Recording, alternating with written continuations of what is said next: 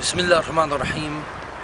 الحمد لله الذي أرسل رسوله بالهدى ودين الحق ليثيره على دين كله ولو كان المشركون، والصلاة والسلام على أشرف الأنبياء والمرسلين نبينا محمد وعلى آله وصحبه أجمعين. يا أيها الإخوة الكرام، يا أيها الأحباب، قال صلى الله عليه وسلم: لا يترك الله بيت مضر ولا وبر إلا أدخل هذا الدين. وأنا أقف الآن هنا وأنتم ترون هذه قلعة صلاح الدين الأيوبي. أنا مع في الطريق اسمي صلاح الدين إن شاء الله الألماني إن شاء الله. وماذا أريد أن أقول لكم؟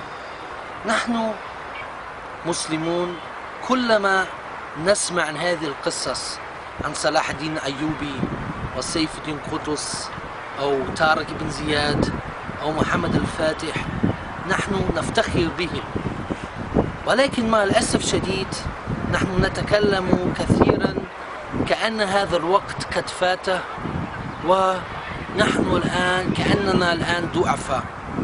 وهذا يريد الشيطان هو يريد أننا نشعر كأننا ضعفاء ولا نستطيع أن نغير شيئا، وهذه الفكرة خاطئة جدا، لأن الله يقول: إن تنصروا الله ينصركم، وآية أخرى.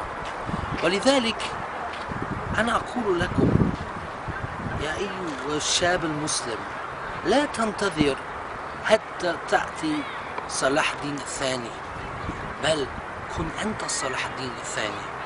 اجتهد أنت، لا تستخف نفسك. الحمد لله عندك من ينصرك، الله. يقول الله تعالى: لينصرن الله من ينصره إن الله لقوي عزيز. ويقول الله تعالى: وكان حقا علينا نصر المؤمنين. ولكن ما هي الطريق حتى تكون مثل صلاح الدين؟ الطريق أنك تعين الهدف. ماذا أريد؟ أنا أريد نصرة الإسلام، ثم أنت تخطط الطريق إلى هذا النجاح، طلب العلم ومثل هذه الأمور، ثم تصبر على هذا الطريق، لأن كل إنسان ناجح في أي مجال كان هكذا، عين الهدف ثم فكر كيف أصل إلى هذا الهدف ثم صبر.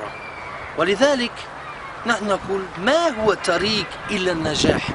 الطريق إلى النجاح أننا نرجع إلى الكتاب والسنة ونستمسك بما كان عليه السلف الصالح. وإذا استمسكنا بما كانوا عليه فأحلف بالله إننا لمنصورون. لذلك أقول لكم مرة أخرى: يا أيها الشاب، مهما كان اسمك فؤاد أو أحمد أو محمد أو محمود أو أي اسم، كن أنت صلاح الدين هذا العصر، كن أنت محمد الفاتح هذا العصر. وجزاكم الله خيرا. سبحانك اللهم وبحمدك، أشهد أن لا إله إلا أنت، أستغفرك وأتوب إليك.